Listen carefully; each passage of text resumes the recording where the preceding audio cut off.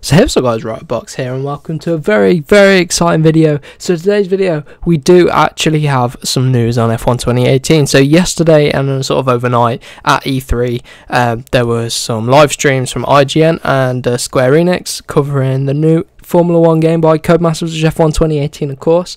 So a lot of people on my channel are here for MotoGP, but I do also do F1, so any MotoGP fans looking to get into the F1 series, this game is definitely, by the sounds of it, going to be a very good starting point for new players as well as experienced players. So the first thing really that mainly going to be talking about to start with are the major rule changes for 2018. So obviously they're going to be in the game as it's of course the official F1 game. So those include the halo. So obviously now the cars have that halo for safety reasons, so a lot of people don't like the look of it.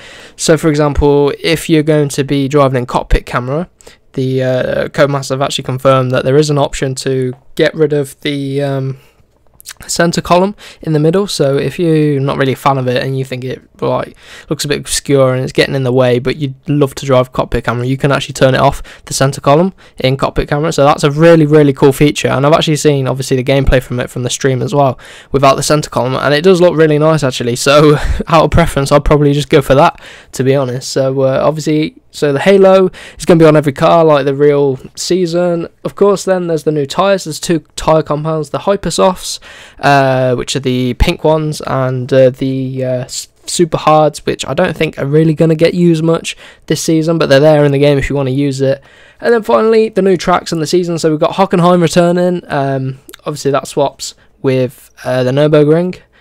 So then we've also got the Paul Ricard circuit, so that's going to be a new one this season, so an extra race this season. So that's pretty much basically the main sort of housekeeping things that Codemasters have implemented into the new game. So what I'm going to do, I'm going to keep this video short. If you want to see the full interview, check that out in the link in the description to the IGN live stream with Lee Mather, who's the creative director, I believe it is, at Codemasters for the game. So now let's get into sort of the new additions into the game. So the main thing, as you'll probably notice from their slogan as well, it's make headlines, I believe it is. So basically, going back to their roots, F1 2010, they had this interview system where you'd be interviewed at the start of the race. It wasn't very advanced, but you'd be interviewed at the start of the season or after certain races if you get a decent result.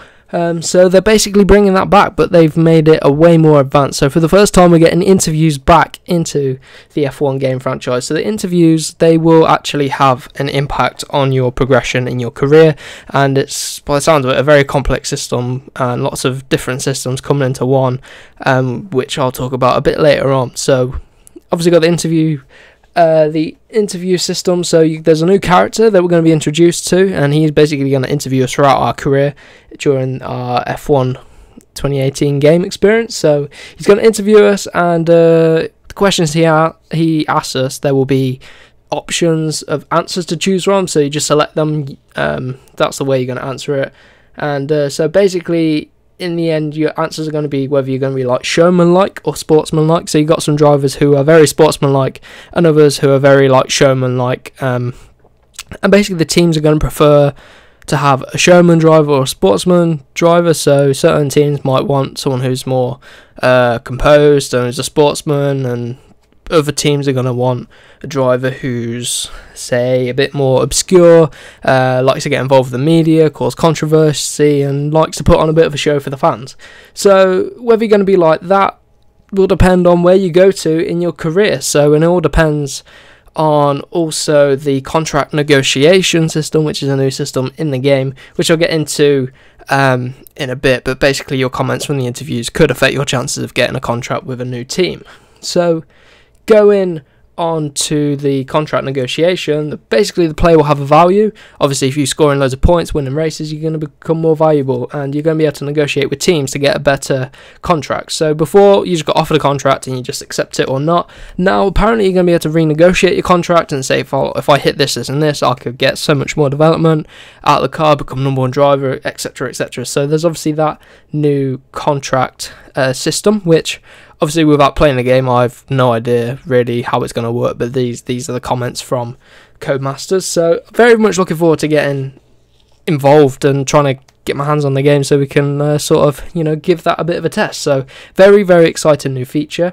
Other things, so we've got the visual. So if you do look at the gameplay, it doesn't look much different from F1 2017, but there's little tweaks which Codemasters make, which has made the game look a lot nicer, a lot more realistic. So there's stuff like the fogging in the environment. So if you look in the distance and it's overcast, you'll notice that fogging. There's heat haze coming off the track in the cars. There's wet weather improvements. So if you look at the wet weather gameplay, it actually looks darker. So like in MotoGP, they made massive gains with the wet weather riding. In F1, they've done the same, so it looks a lot more realistic, which is good. Obviously, as games get more advanced in this generation of consoles, we're going to be able to use the hardware a lot more efficiently, so they've made some vision improvements. Also, handling and physics is the major thing, which is the ERS management, which the driver controls, and Codemasters have actually confirmed that there's going to be an automatic option. So if you're not interested in that sort of stuff, just let it do itself. It will do it itself, but otherwise there's 5 modes you can choose from with your battery deployment. So yeah, also with the handling and physics, there's remodeled suspension, which has been a major focus for them in terms of handling this year. So by the sounds of it, they've probably wanted to develop on this for a few years, but they've finally managed to get into it. They were saying that they've got good connections with F1. They've had technical people come in and help them out, so they've got good data for their game. There's also tyre temperatures, which are going to be more realistic. So the actual core temperature, the carcass temperature, is going to be actually a thing now. So it's going to be more realistic tyre management. So you're going to have to look after your tyres, because if you don't look after them, you'll lose performance. So that's that in terms of handling. So there are lots of improvements so far. There's also going to be some new classic cars coming, but they haven't confirmed that. They're going to be confirming them after E3. So I guess we'll be finding out as we like they did last year, as we get close to the release. Online play is going to be slightly different. There's going to be a new system called the Super License, where you'll get rated for your skill and your like racing etiquette. So if you're clean or if you're bashing people off and stuff like that. I'm guessing it's going to be something similar to like iRacing or Gran Turismo Sport, so that's going to be good for online. Obviously got esports returning as well.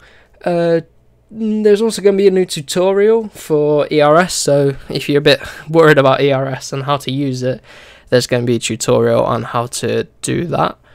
So I think they're pre-recorded and they get activated as you reach it. There's also R&D, so a very interesting thing. R&D has been revamped for this year. You can upgrade your car really quickly, but they're now going to be rule changes year on year, which is going to keep the career mode really interesting and stop it going stale like it sort of does every year. You get into your 4th season, 5th season, you're like, oh, nothing's changing, and that's when you have mods. But now they're going to actually be rule changes, so it's going to shake up the grid. So you could go from being the best car next year going to the worst car. Think McLaren. So there's going to be that. So in career mode, it's basically improved on. And then finally, the AI. If you look at the gameplay, the AI do look really good this year. They look that little bit more aggressive, that little bit smarter. Apparently, they actually defend their line. So if you go to overtake, they'll actually swerve around a bit, and they'll be more intelligent. Whereas before, you could just dive bomb them and they'll stick to their line, sort of thing. So there's going to be much smarter, and they're going to be more aggressive as well, but obviously clean. So that's pretty much it then.